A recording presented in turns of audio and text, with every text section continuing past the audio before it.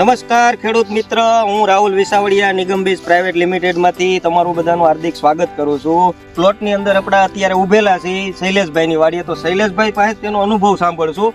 બેટી 32 ગિરનાર 4 એવી વેરાયટીઓ વાવતા, પછી એ વેરાયટી વાવતા ને આ વર્ષે તમે આપણે નિગમ કંપનીની મોહિની વાવેલી છે. તો ઓવરઓલ તમને કેવું દેખાય છે મોહિનીની અંદર?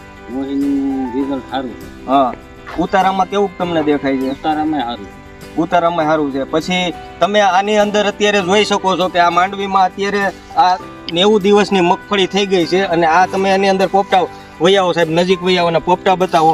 અને આ વિડીયોની માધ્યમથી હું અત્યારે ખેડૂત મિત્રો તમને બતાવવા જઈ રહ્યો છું કે નિગમ કંપનીની મોહિની વેરાયટી છે, જે ઓવરઓલ સહનશીલ જાત છે. ગેરુ ટપકાની એ સહનશીલ જાત છે, રોગ ફૂગ જીવાતમાં પણ સહનશીલ જાત છે. ખેડૂત એના ખેતરેથી ખુદ બોલે છે. અને આવો તમને હું લાઈવ અત્યારે વિડીયોના માધ્યમથી ઉપાડીને બતાવીશ. વૈયાઓ આ બાજુ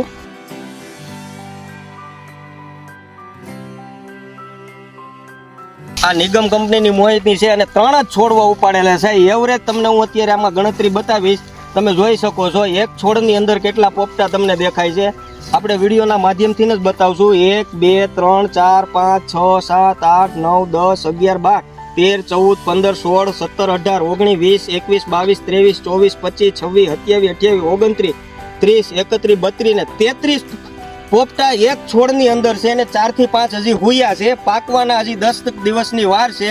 તો તમે તમારા નજરની સમક્ષ જોઈ શકો છો કે મગફળીનું રિઝલ્ટ કેવું છે ને મગફળીમાં ઉતારો કેવો બેસે. જે આ નિગમ કંપનીની વેરાયટી છે, જે મોહિની વેરાયટી છે. તો શૈલેષભાઈ, તમે આ બધા ખેડૂત મિત્રોને કહી શકો કે આ વેરાયટી હોવાય આ વેરાયટીથી ફાયદો થાય છે 100% કે ભાઈ ઉતારામાં અને સહનશીલ જાત છે કે આમાં રોગ પ્રતિકારક શક્તિ એટલી છે